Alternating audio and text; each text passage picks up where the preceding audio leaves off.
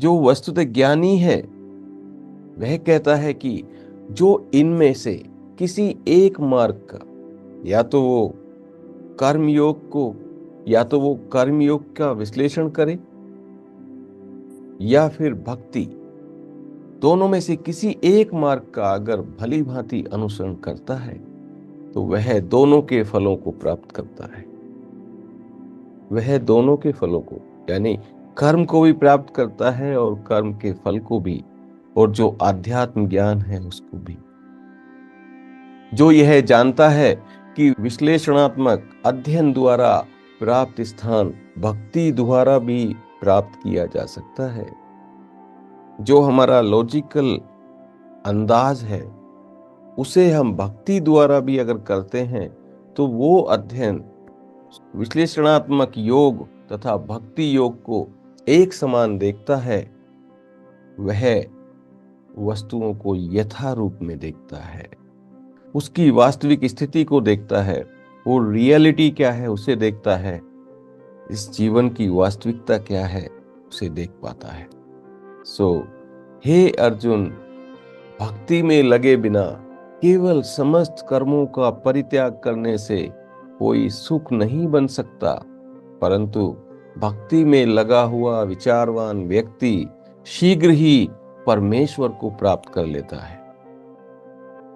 हे अर्जुन, भक्ति में कार्य करो। जो भक्ति भाव से कर्म करता है, जो विशुद्ध आत्मा है, अपने मन तथा इंद्रियों को वश में रखता है, वह सभी को प्रिय होता है और सभी लोग उसे प्रिय होते हैं। ऐसा व्यक्ति कर्म करता हुआ भी वो कभी भी कर्म के बंधन में नहीं बनता है, कभी भी मोह से ग्रस्त नहीं होता है, कभी उसे क्रोध नहीं आता है।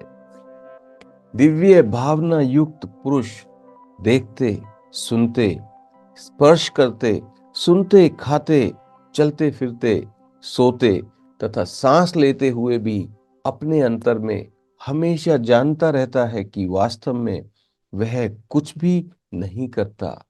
बोलते, त्यागते, ग्रहण करते या आंखें खोलते बंद करते हुए भी वह यह जानता रहता है कि भौतिक इंद्रियां अपने अपने विषय में लगी हुई हैं और वह इन सब से अलग है। इसका मतलब है कि वह शरीर नहीं है, वह आत्मा है जो उसके अंतर में निवास करती है।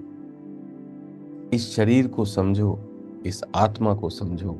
ये शरीर क्या है, ये आत्मा क्या है? जो आत्मा है वो कभी नहीं मरता है, तो उसके बारे में आपको किसी भी तरीके का शोक करना व्यर्थ है।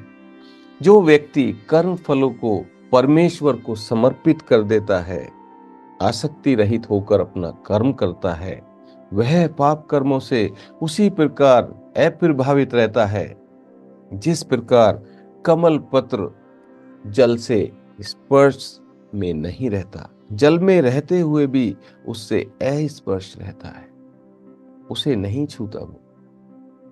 जैसे आपने कमल के फूल को देखा है, वो कीचड़ में पैदा होता है, लेकिन कीचड़ में या जल में पैदा होने के बाद भी वह उससे ऊपर रहता है। योगी जन आसक्ति से दूर रहकर, आसक्ति रहित रहकर शरीर, मन, बुद्धि तथा इंद्रियों के द्वारा भी केवल शुद्धि के लिए ही कर्म करते हैं। वे अपने मन की शुद्धि करते हैं, अपनी आत्मा की शुद्धि करते हैं। इस शरीर, मन, बुद्धि तथा इंद्रियों को उसके काम पे लगा देते हैं अपनी आत्मा को शुद्ध करने के लिए। ऐसा कर्म करते हैं। निश्चल भक्त शुद्ध शांति प्राप्त करता है क्योंकि वह समस्त कर्म फल मुझको अर्पित कर देता है। परंतु जो व्यक्ति भगवान से युक्त नहीं है और जो अपने श्रम का फल कामी है, जो अपने किए हुए कर्म का फल खुद ही भोगना चाहता है, वह तो कर्म बंधन में बंध जाता है। यह तो कर्म बंधन में बंध जाता है। निश्चल भक्त शुद्ध ही शांति प्राप्त करता है क्योंकि समस्त कर्म फल मुझे अर्पित कर देता है। सो जो भी आप कर्म करो, आप करने वाले नहीं हो। आपका जो कर्म है उसका फल, उस कर्म को श्री कृष्ण को अर्पित कर दो और वहां से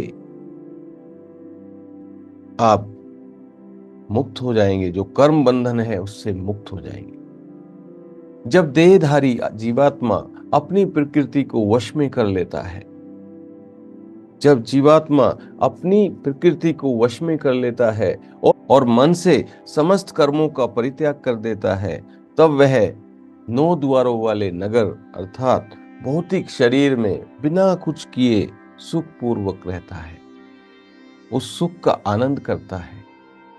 तो ये समय है मंत्र जाप का। आइए मंत्र जाप शुरू करते हैं, जो हमें, हमारे शरीर को, हमारे मन को, हमारी आत्मा को बहुत शांति देता है। हरे कृष्णा, हरे कृष्णा। बोलो श्री कृष्ण भगवान की जय।